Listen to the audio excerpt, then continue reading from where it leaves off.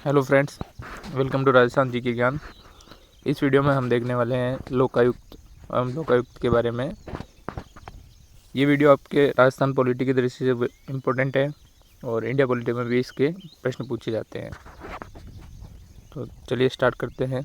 लोकायुक्त, सबसे पहले अपन देखेंगे लोकायुक्त की हिस्ट्री कि भाई लोकायुक्त होता क्या है और लोकायुक्त का पद आया कहाँ से। ठीक है, चलिए स्टार्ट करते हैं। राजस्थान लोकपाल एवं लोकायुक्त अधिनियम 1973 के तहत राजस्थान में लोकायुक्त पद का सृजन हुआ।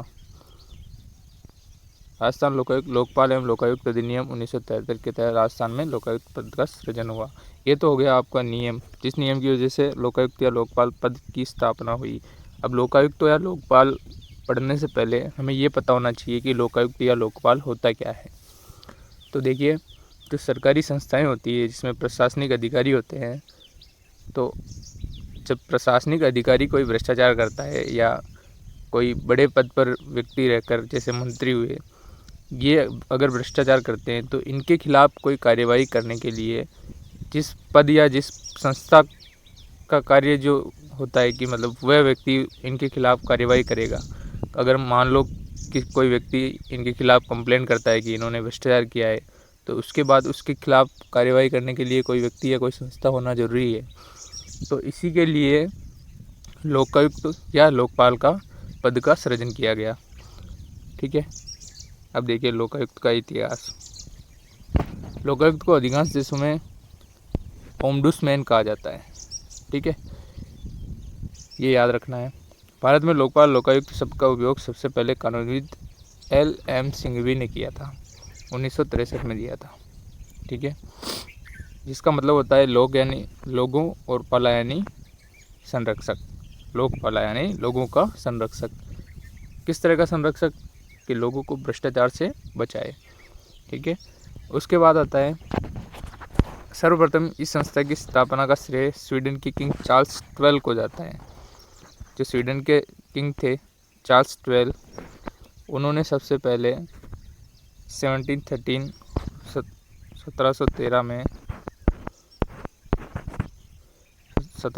ईस्वी में इस पद की स्थापना की थी। उन्होंने अपने जो अपने प्रशासनिक अधिकारी या जो भी मंत्री हुआ करते थे उनके खिलाफ अगर कोई कंप्लेंट आती है तो उसके खिलाफ कार्यवाही करने के लिए अपना एक आदमी नियुक्त किया था, उसे ओम्बुड्समैन कहा जाता था। उसके बाद सन 1809 में स्वीडन के संविधान में ओम्बुड्समैन फॉर जस्टिस के नाम से इस संस्था को जोड़ा गया। तो ये हिस्ट्री है इसकी कि भाई लोकपाल आया कहाँ से, लोकपाल का आइडिया कहाँ से आया। तो ये याद रखना है थोड़ा बहुत, क्योंकि कभी कभी क्वेश्चन आ जाता है। ठीक है, उसके बाद आते हैं अब राजस्थान में या भारत में इस पद की शुरुआत कब हुई। तो आपने सुना होगा जब लोकपाल के लिए, लोकपाल बिल के लिए अन्ना हजारे ने और बाकी लोगों ने आंदोलन किया था कि भाई लोकपाल होना चाहिए या लोकपाल बिल आना चाहिए। तो उस समय भारत के अंदर लोकपाल के लिए ज़्यादा वो किया गया था। लेकिन उसके पहले भी इंडिया में लोकपाल की स्थापना हो चुकी थी और लोकपाल बिल मतलब लोकपाल बिल नहीं आया था, लेकिन लोकपाल पद की स्थापना पहले ही हो चुकी थी। तो इंडिया में वर्ष 1963 में राजस्थान में प्रशासनिक सुधार आयोग समिति के प्रतिवेदन में लोकायुक्त पद के सृजन की मांग की गई थी। अब ये है प्रशासनिक सुधार आयोग।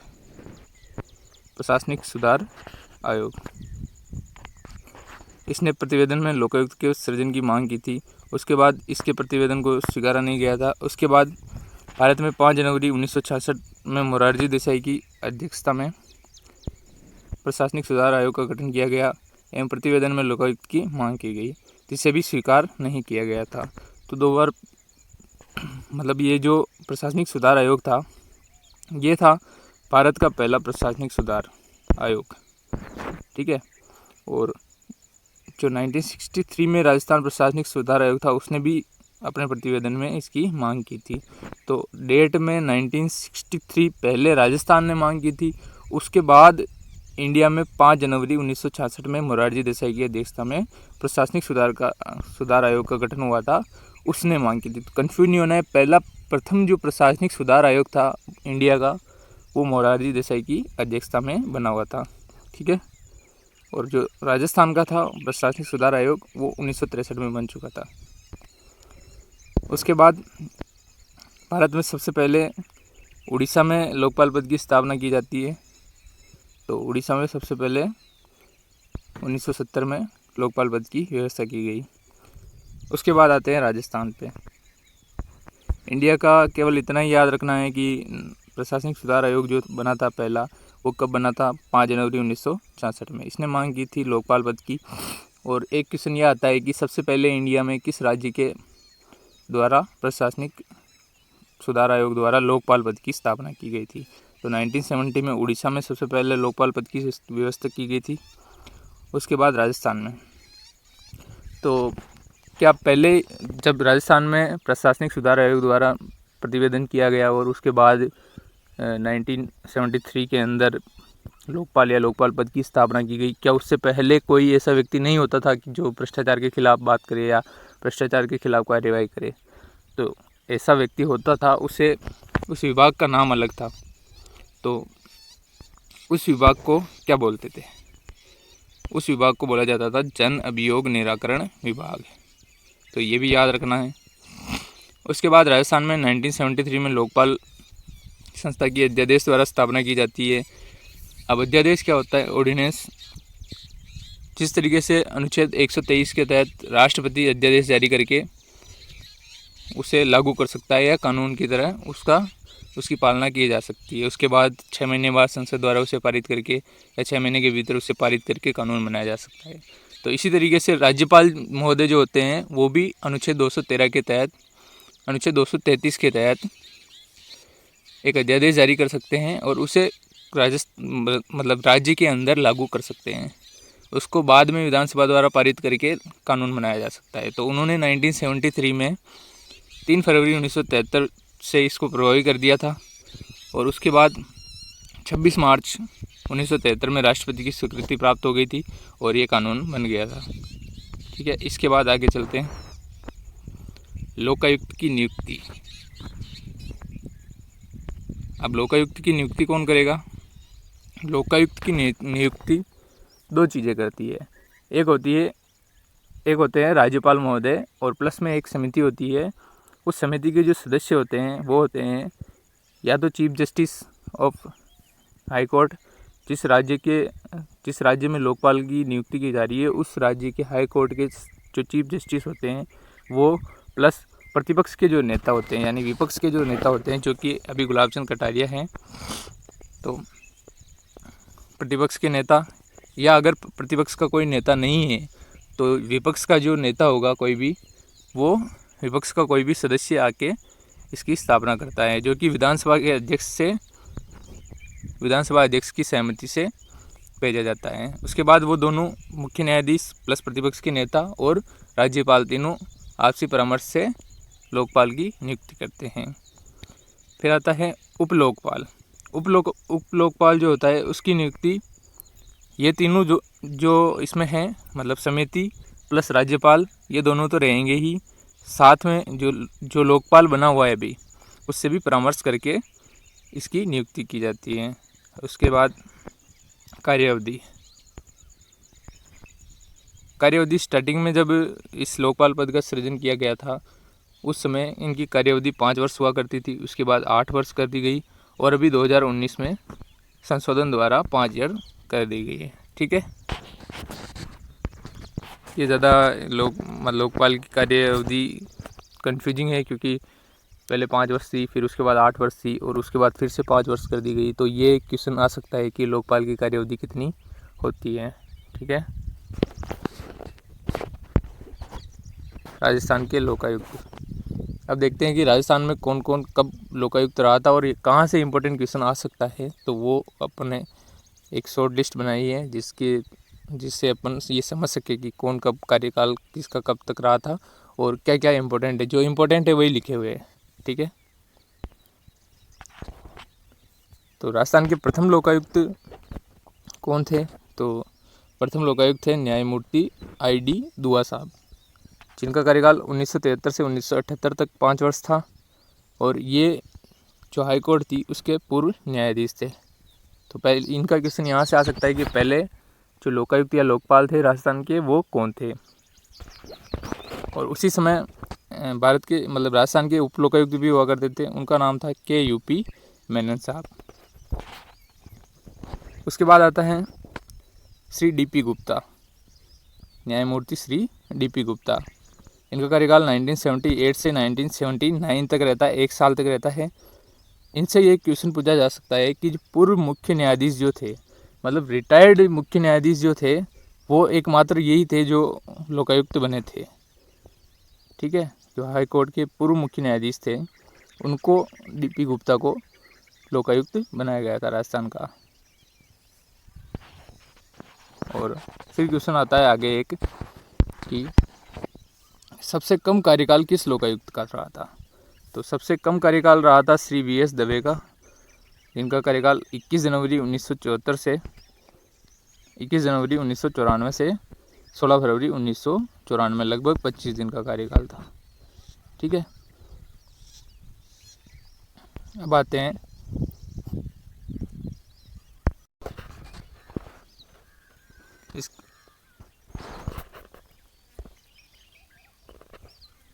इसके बाद आते हैं न्यायमूर्ति श्री SS कोठारी। न्यायमूर्ति श्री SS कोठारी का कार्यकाल 2013 से 2019 रहा था, जो कि वर्तमान में जो लोकायुक्त हैं उनसे पहले वाले लोकायुक्त थे। तो सेकंड लास्ट जो लोकायुक्त थे, तो इनका पूछा जा सकता है कि भाई सेकंड लास्ट लोकायुक्त कौन थे, उनका कार्यकाल कितना था। तो 2013 से 2019। अब आपके मन में एक क्वेश्चन आ रहा होगा कि यहाँ पे कि सबसे कम कार्यकाल वाला हमने देख लिया, तो सबसे अधिक कार्यकाल किसका था। तो यहाँ क्या कार्यकाल 5 वर्ष करने के बाद लगभग सभी जो लोकायुक्त थे उनका कार्यकाल 5 वर्ष रहा है। तो 5 वर्ष से अधिक वाले कार्यकाल वाले लोकायुक्त राजस्थान में नहीं रहे हैं। ठीक है, तो सभी लगभग 5 वर्ष वाले हैं, तो अधिकतम कार्यकाल किसी का पूछा नहीं जाएगा। कम कार्यकाल वाला पूछा जा सकता है 25 दिन वाले, श्री VS दवे साहब। तो ये याद रखना है। उसके बाद वर्तमान में कौन है, तो वर्तमान में श्री कृष्ण लोहरा जी हमारे लोकायुक्त हैं। ठीक है, क्योंकि जिनकी नियुक्ति 2020 में की गई है। ठीक है, उसके बाद आते हैं कि लोकायुक्त का कार्य क्षेत्र क्या होता है, मतलब लोकायुक्त का कार्य कहाँ कहाँ प्रभावी होता है, मतलब किस व्यक्ति के ऊपर लोकायुक्त कार्यवाही कर सकता है और किस व्यक्ति के ऊपर लोकायुक्त कार्यवाही नहीं कर सकता है। तो यहाँ से एक इम्पोर्टेंट क्वेश्चन बनता है, लोकायुक्त का कार्य क्षेत्र। लोकायुक्त राज्य के मंत्रियों, मतलब लोकायुक्त किनकी कार्यवाही कर सकता है, लोकायुक्त राज्य के मंत्रियों, सचिवों जो कि IAS अधिकारी होते हैं, विभागाध्यक्षों, लोक सेवकों, जिला सेवकों के प्रमुख एवं उप प्रमुख, जिला परिषद जो होते हैं, पंचायत समिति के प्रधान एवं उप प्रधान को सेक्टर प्रधान भी बोला जाता है, जिला परिषद एवं स्थायी समिति के अध्यक्ष, जिला परिषद साहब, नगर निगम के महापौर एवं उप महापौर, मेयर जो होते हैं उनके ऊपर कार्यवाही कर सकते हैं, स्थानीय प्राधिकरण एवं नगर परिषदों, नगर पालिकाओं एवं नगर विकास न्यास के अध्यक्ष एवं उपाध्यक्ष, इनके ऊपर कार्यवाही की जा सकती है। राज्य की कंपनियां, निगमों एवं मंडलों के अध्यक्ष, अधिकारियों एवं कर्मचारियों के विरुद्ध, जो कंपनीज होती है जिनका मतलब पार्टनरशिप होती है, जिनकी पार्टनरशिप मतलब राजस्थान के अंदर कोई कंपनी है जिसमें अगर गवर्नमेंट की पार्टनरशिप है, जैसे साल्ट इंडिया लिमिटेड है, BPCL की कंपनी है, कोई HCL की कंपनी है, तो उनके अंदर जो राजस्थान की पार्टनरशिप है, तो उनके जो कर्मचारी होंगे उनके विरुद्ध कार्यवाही की जा सकती है। एक चीज़ याद रखनी है कि 5 साल से पुराने मामले जो होते हैं उनकी शिकायत नहीं की जा सकती है।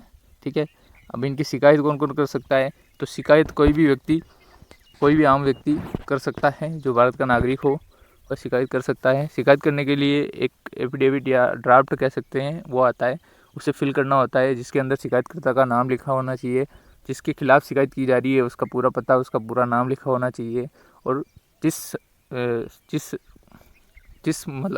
वजह से या जिस कारण से शिकायत की जा रही है उसका कारण का विस्तृत उसके अंदर उल्लेख लिखना होता है, और अगर कोई सबूत है तो उसके साथ में प्रतिलिपि लगानी होती है।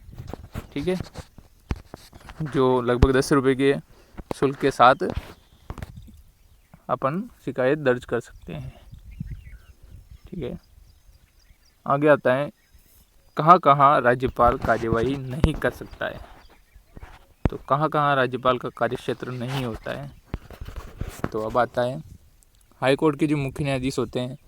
देखिए, इनको याद रखने के लिए एक तरीका अपने को खुद को बनाना पड़ेगा कि जो व्यक्ति जिस व्यक्ति की सलाह से लोकायुक्त या लोकपाल का पद का सृजन हो रहा है, या जिस लोकपाल या लोकायुक्त को बनाया जा रहा है जिसके द्वारा, उसके खिलाफ कार्यवाही कैसे कर सकता है। इनफॉर्मली सोचना थोड़ा, कि अनौपचारिक तरीके से, कि किस तरीके से जिस व्यक्ति को खुद ने बनाया वो कैसे उसके खिलाफ जा सकता है। तो इस तरीके से याद रहेगा।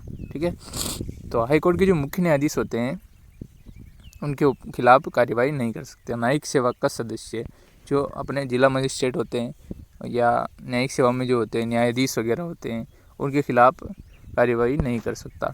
किसके तहत नहीं कर सकता? आर्टिकल 236 के अधीन, जो ये कहता है कि न्यायिक सेवा के अधिकारियों पर कोई कार्यवाही नहीं की जा सकती। उसके बाद आता है भारत में किसी भी न्यायालय के अधिकारी अथवा कर्मचारी, वही हो गया न्यायिक सेवा का सदस्य। फिर आता है मुख्यमंत्री। सबसे ज़्यादा कन्फ्यूजिंग यही है। सभी मंत्रियों के खिलाफ कार्यवाही की जा सकती है, लेकिन मुख्यमंत्री को छोड़कर मुख्यमंत्री के खिलाफ कोई कार्यवाही नहीं की जा सकती है। ये याद रखना है। फिर आता है महालेखाकार, जो एजी होते हैं, अटॉर्नी जनरल होते हैं, उनके खिलाफ कार्यवाही नहीं की जा सकती। लोक सेवा आयोग के अध्यक्ष, जैसे राज्य मानवाधिकार आयोग, लोक सेवा आयोग, इससे आयोगों के खिलाफ कार्यवाही नहीं की जा सकती है। मुख्य निर्वाचन आयुक्त होते हैं, उनके खिलाफ भी कार्यवाही नहीं की जा सकती है। निर्वाचन आयुक्त के खिलाफ भी कार्यवाही नहीं की जा सकती है। इलेक्शन कमिश्नर जो होते हैं, ईसी, उनके खिलाफ, और जो चीफ इलेक्शन कमिश्नर होता है उसके खिलाफ।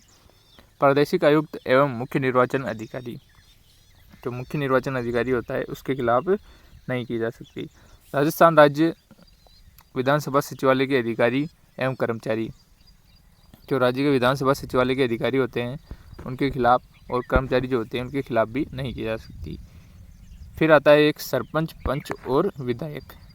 अब देखिए, प्रधान और उप प्रधान के खिलाफ की जा सकती है, सेक्टर प्रधान के खिलाफ की जा सकती है, लेकिन सरपंच एवं पंच के खिलाफ नहीं की जा सकती, विधायक के खिलाफ नहीं की जा सकती।